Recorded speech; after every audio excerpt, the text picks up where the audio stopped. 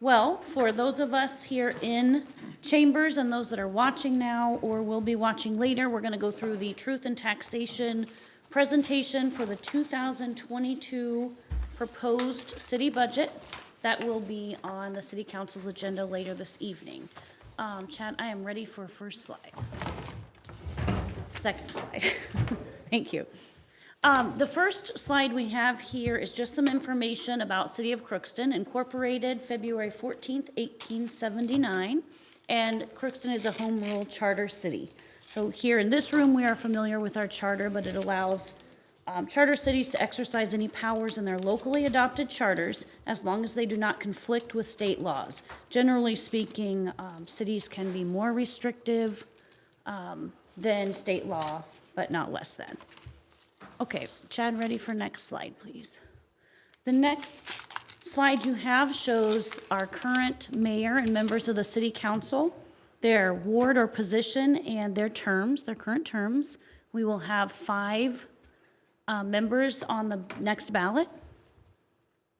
Okay, next slide, please.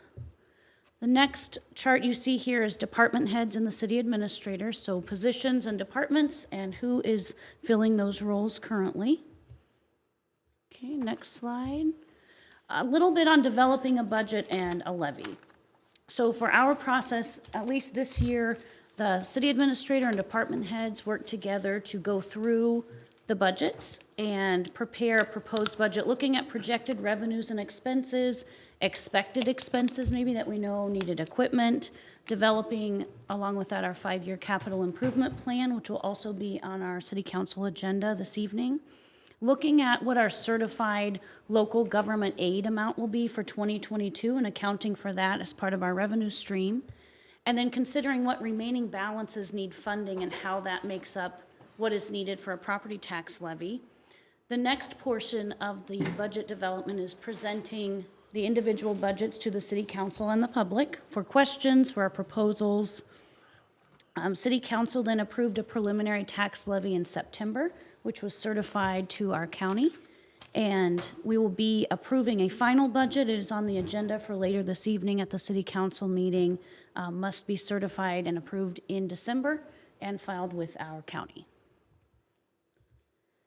Chad, next slide, please. This is similar to what we have been looking at through our various budget discussions with the general fund and the Parks and Rec detail condensed, and we'll see that on a following slide. The yellow funds show your levied funds that will be receiving a part of our property tax levy.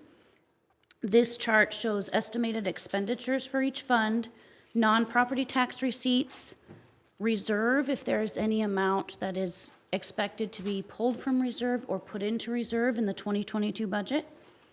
The amount of local government aid, as you can see, that's going into our general fund and our improvement fund. And then your tax levies are your last 3 columns showing the total. The 2 on the right are showing your regular tax levy and your special tax levy, which ties back to your housing incentive program. Next slide, please. Broken out here is your general fund detail. This is also something we've been seeing on part of the bigger chart, but broken down here so we can look at it a little bit easier. Shows your total general fund estimated expenditures and then broken down individually by department or activity. Next slide, please. This is the same information shown in a chart. What you're seeing here is our police department expenditures make up the largest part of the general fund levy, and that primarily is attributed to salaries in that department. Public Works and Fire are, along with police, are your top 3, and then you can see how each of the rest of the departments or activities fall in line with that. Okay, next slide, please. Same detail here on your Parks and Recreation. Just expanded like we're used to seeing. We've got it organized by your programs and then your community funds, so your arena, swimming pool, senior citizen. Next slide, please. Of the levy that is scheduled for the Parks and Recreation Department, this shows the breakdown. As you can see, second from the top, your municipal park fund within the Parks and Recreation Fund is your largest expenditure, needing support from the levy. followed by the arena and organized rec. Just for a side note, our municipal park has, of course, all of our parks, our mowing. I believe we're at about 400 acres of mowing for green space. Your arena, of course, we've talked a little bit about that being subsidized by your levy, and then organized recreation. Our pool would be probably the next one on there, and then some of the others fall in line with Highland Complex or Ray Eklund and Senior Citizen Program. Next slide, please. This is also a chart we're familiar with looking at in our various budget meetings, but in a condensed version, just looking at the estimate for an 8% tax levy increase. This is showing, let's look at the center on a $150,000 residential homestead. That is an estimate for your city levy of about $776 a year. If you wanted to think about that in monthly terms, you're looking at about $64.72. Down below, we show commercial. The one in blue shows a commercially valued property at $200,000. Estimated with the 8% levy would be just under $2,000 a year. If you look at that in terms of monthly, you're about $166.59. Next slide, please. And then what does your city tax levy pay for? What services do we as citizens receive for the amount of money that we are paying on our city tax levy? So 24/7 police and fire protection, snow removal on our streets, alleys, and public sidewalks, street cleaning, maintenance, and repair. We have a building official and zoning administration that takes care of handling our nuisance complaints, junk complaints, making sure our buildings and properties are built to standards and specs that comply with our code. Parks and recreation opportunities for all ages. So that's your programming, your pool, your lifeguards, your mowing of your parks, your baseball tournaments, your hockey, your access to your public library, which is supported through the city tax levy, and then also access to a municipal airport. Next slide, please. This next chart is a city levy and aid comparison, showing us back from 2018 through the proposed 2022 budget. The top line there is your general levy, so you can see what that has done over the last few years, along with the special levy below that and a total in bold. Below that, you can see the increase over each year. So in 2018 and 19, the city approved a 5% levy increase, followed by 3%, 4%, and a proposed 8% for 2022. And then down below that, you can see what the certified local government aid amounts have done. I will not read those amounts to you, but you might glance just at the percentages and how they compare to levy increases. I went a little farther back. There were some years that were 0. I think there was one that was dropped, but it was quite a ways back.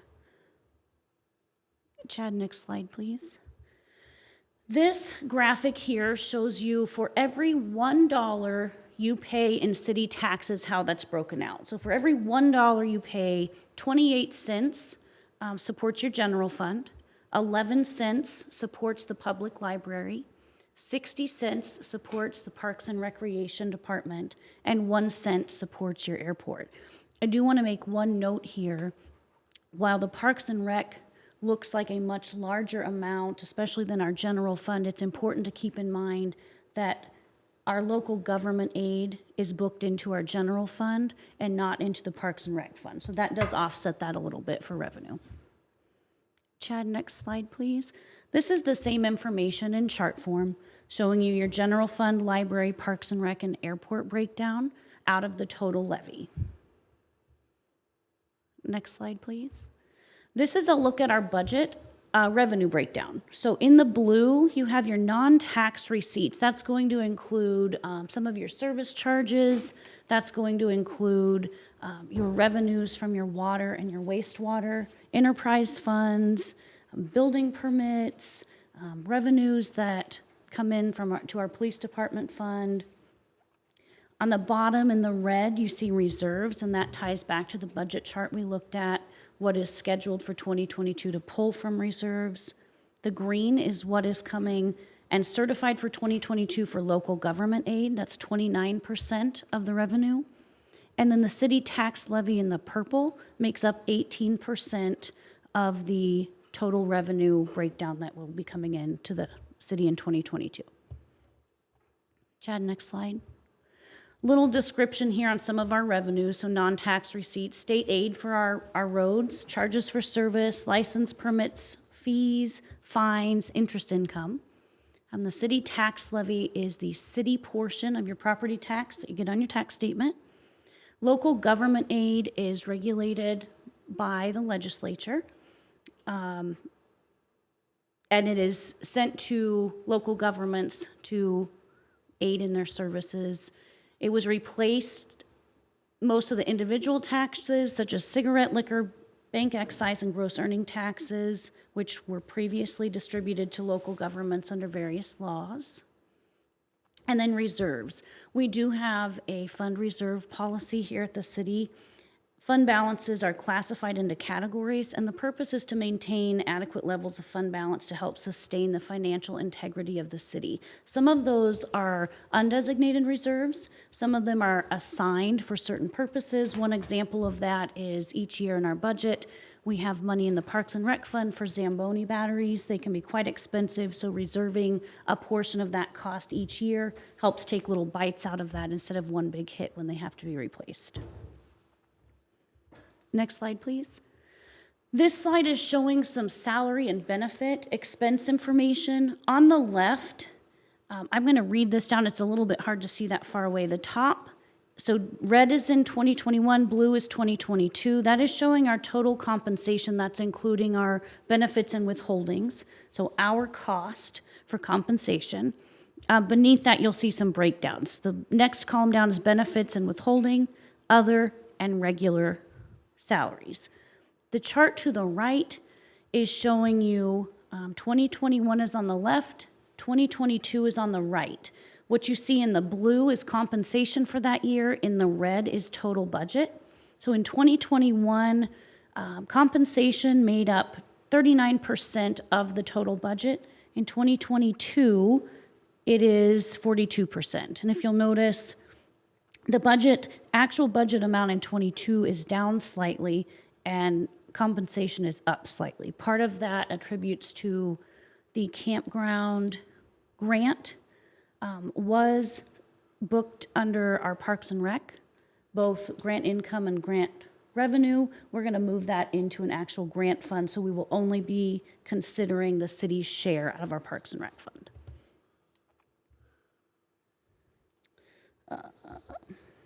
Okay, ready for next slide. This slide is showing us some history on our full-time budgeted employee count. So starting back to 2003, on the right, on the very left under the blue heading, you will see our 2022 count with some notes at the bottom. So this year, in 2022, there was a community development director added to our budget. I want to make note, while this is now considered part of our compensation, it was a cost before that was being expensed through a transfer over to Cheetah. So it is not an additional expense to the budget, but we are considering it differently now and including it in our compensation totals and our full-time budgeted employee count. There is a IT technician in the 22 budget under the Information Technology Department. And I wanted to make a note, also under Parks and Recreation, we see a shift in 2020, and that was adding the pool manager after the acquisition of the pool in late 2019. I thought that was important to note. One thing I find interesting on this slide, if you look clear over on the right, under 2003, we were at 63 total full-time budgeted employees. In 2022, we are looking at 64. And there's been some ups and downs over the years, but those are the things we have to consider when we are talking about, taking on additional parks. There was some sidewalks added on Fisher Avenue that add to some of our snow removal. So these are things we'll be watching and determining as a group how those additional acquisitions or duties might affect our needed employee count. Next slide. This is really hard to see, and I apologize. I wanted to go ahead and put it on here. This is just a snapshot of our capital improvement plan. It is easier to read if anyone wants to access that in our agenda packet for this evening's city council meeting, and it will also be available on our website for viewing, but I wanted to get it on here for you. Next slide. Some additional resources. The League of Minnesota Cities has a page called Paying for City Services. There's a lot of reading and links that you can access on this page, but there's also a video that they produce that would be good for anyone wanting to know a little bit more about city budgeting, a citizen, one of us, a staff member, a council member. So I want to have that on there. And then a link to the Minnesota Department of Revenue. If you'd like to see certified local government aid amounts, you can check that there, and that's where we retrieve our certified amount to use in our budget. Chad, next slide. Very last slide is contact information, myself at the top, and also our finance director, Ryan Lintweed's information below. If anyone has questions or concerns or wants to sit down and visit, we can be reached that way.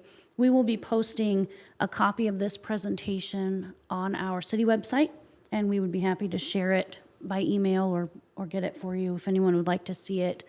This is also going to be on our YouTube channel. If anyone would like to rewatch it, or we will have a link then that we can send out if anyone has a question. I would entertain any questions if there are any.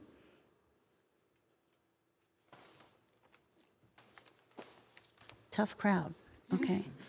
That is all that I have for Truth and Taxation this evening.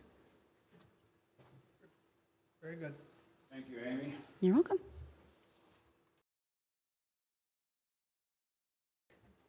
Or, this is only my second one here, Mayor. I'm not sure. Okay, very good.